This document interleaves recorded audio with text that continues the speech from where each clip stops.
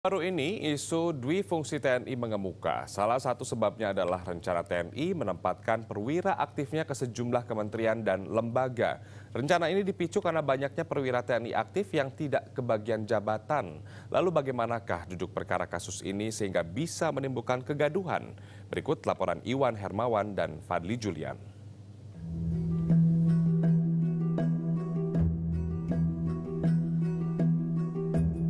Kamis 28 Februari 2019, sejumlah orang dari Koalisi Masyarakat Sipil menggelar unjuk rasa di depan Istana Merdeka Jakarta. Aksi ini dilakukan menyusul rencana penempatan perwira aktif TNI di sejumlah kementerian dan lembaga sipil negara. Mereka menilai rencana ini adalah pintu masuk TNI untuk kembali berduifungsi. Isu ini bermula dari adanya masalah di tubuh TNI, yaitu TNI mengalami kelebihan personel berpangkat kolonel dan bintang 1, dan jumlahnya pun tidak tanggung-tanggung, yaitu sebanyak 790 perwira kolonel dan sekitar 100-an perwira tinggi bintang 1.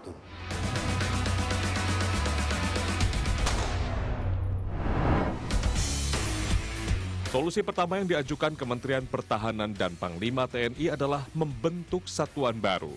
TNI membentuk Komando Armada 3, Pasukan Marinir 3, Divisi 3 Kostrat, serta Komando Operasi Angkatan Udara 3. Sejumlah korem juga akan ditingkatkan levelnya sehingga nantinya komandannya dijabat perwira bintang 1. Solusi ini memang mampu menyerap sejumlah perwira, namun masih banyak perwira yang belum mendapat bagian jabatan. Kita menginginkan bahwa lembaga kementerian yang bisa diduduki oleh TNI aktif, entah itu eselon 1, eselon 2, tentunya akan juga menyerap pada eselon-eselon di bawahnya, sehingga kolonel bisa masuk di sana. Nah, disinilah kemudian timbul kecurigaan akan bangkitnya kembali duifungsi ABRI. Duifungsi ABRI sendiri dimaknai dengan berperannya militer dalam dunia sosial dan politik, selain fungsinya sebagai pertahanan. Namun demikian, tuduhan hal ini akan memicu bangkitnya kembali cara Orde Baru dibantah pemerintah. Di Polhukam saya kan pernah Menko Polhukam. Ada juga jabatan tempatin tentara dan tempatin sipil. Di Menko Maritim kan juga ada keamanan di sana. Jadi kalau keamanan maritim masa ditangani orang yang tidak ngerti. Kajiannya sudah kita lakukan dan tidak ada membuat seperti studi luar di fungsi ngarang aja itu. Tidak ada itu di fungsi ABRI lagi, kan sudah diselesaikan. Masalah ada purnawirawan mau kemana itu hak mereka. Pagar pembatas kembalinya militer berpolitik adalah Undang-Undang TNI Nomor 34 Tahun 2014. Dalam pasal 47 ayat 2 disebutkan sejumlah posisi di kementerian dan lembaga yang boleh dijabat oleh perwira aktif. Meski telah jelas dilanggar, sejumlah aktivis sipil tetap menolak revisi Undang-Undang TNI tersebut. Sebelum menjadi semacam kotak Pandora, jadi PNBP kepalanya Pak Doni, bintang 3, kemudian ada lagi dan seterusnya. Saya kira ini mesti dihentikan, sebab ini melanggar Undang-Undang TNI. Bukan semata-mata karena ini menyalahi undang-undang, itu juga benar, tapi jauh lebih penting adalah wacana kebijakan itu kalau diteruskan, itu justru berbahaya buat kehidupan sipil militer di Indonesia dan merugikan kepentingan TNI, juga merugikan kelangsungan agenda reformasi TNI.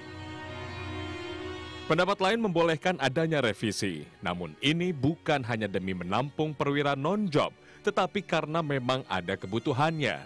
Selain itu, revisi Undang-Undang TNI juga diharapkan lebih detail sehingga benar-benar menjaga TNI dari kegiatan politik praktis. Saya minta pertimbangan itu pertimbangan tajam seperti ini, sehingga tidak terlalu mudah untuk melebar keluar dan menjadi inflasi terlalu banyak yang harus diikuti oleh personel TNI. Tapi kalau memang betul-betul itu diperlukan, mengapa tidak? Contoh nih, ada resistensi seolah-olah menganggap ini kembali kepada fungsi tadi yang disebut fungsi yang saya nggak sepakat itu loh. Kenapa mesti dianggap demikian? Sementara kalau yang lain masuk ke situ, misalnya kementerian lembaga dikuasai partai, kita nggak masalah. Jadi jangan ini diangkat terus sehingga ada terjadi dikotomi sipil militer lagi yang menurut saya nggak harusnya terjadi. Munculnya rencana penempatan perwira TNI aktif di jabatan sipil diduga sebagai efek dari tidak adanya roadmap reformasi di tubuh Tentara Nasional Indonesia. Di sisi lain, TNI seharusnya lebih fokus pada perubahan lingkungan strategis mereka. Apalagi saat ini, perang telah memasuki era baru yang lebih menekankan pada kemajuan teknologi ketimbang jumlah pasukan. Keributan ini bisa jadi timbul karena adanya ketidakpercayaan antara sipil dan militer di negara kita. Namun jika kita pertanyakan kembali siapa pemilik TNI, jawabannya tentu adalah kita rakyat Indonesia sebagai pemiliknya. Karena itu masalah yang dialami TNI adalah masalah kita dan harus dicarikan solusinya.